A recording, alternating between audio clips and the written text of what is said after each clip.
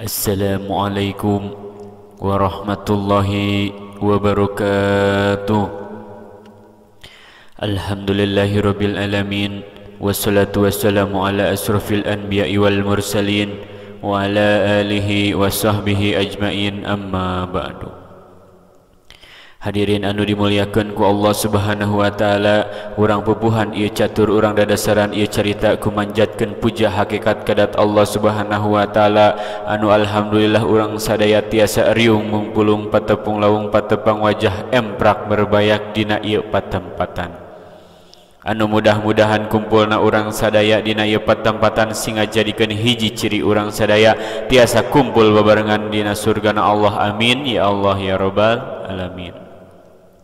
Atau rahmat kalih salam kawilujengan mugia kinuluran kepaduka Rasul unggur tulpi nujul anu salalamina nyontohan syukur tara angkat dada koma takabur sangkan akur jeung dulur kalih batur. Teka kantun ka keluargana sahabatna tabiin atbaut tabiin malah mandar eta rahmat sing maur ka urang sadaya anu bakal jadi calon ahli kubur, amin ya Allah ya rabbal alamin. Hadirin anu dipika hormatina denget ayeuna urang ngabahas tentang nasib.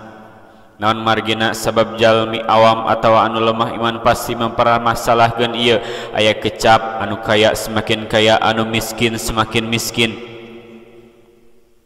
Aya anu can meunang jodoh jeung sajabana. Padahal dina rukun iman anu kagenep ge geus ditetelakeun yen urang teh kudu iman ka papasten qada jeung qadar takdir Allah. Urang kudu narima sabar tur ikhlas. Saur pidauh Rasul anu hartosna saestuna tiap-tiap anjeun dikumpulkeun dina jero rahim ibu anjeun salila 40 poe terus jadi sagumpal getih salila eta, terus jadi segumpal daging salila eta. Terus Allah ngutus malaikat nyauran 4 hal, terus malaikat eta nulis amalna, rezekina, ajalna anu alus atawa anu goreng.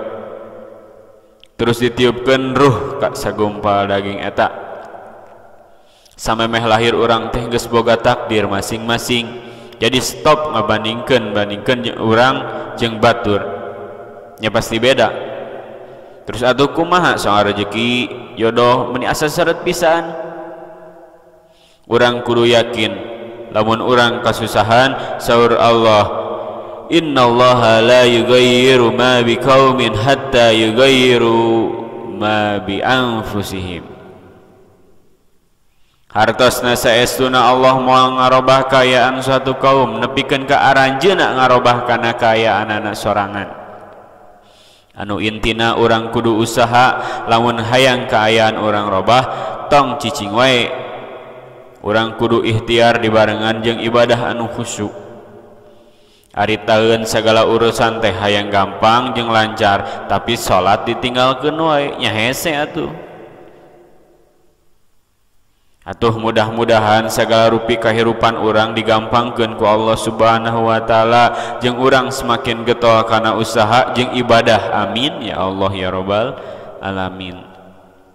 Hadirin anu dipika hormat muaseur anu dicarios sakitu wae.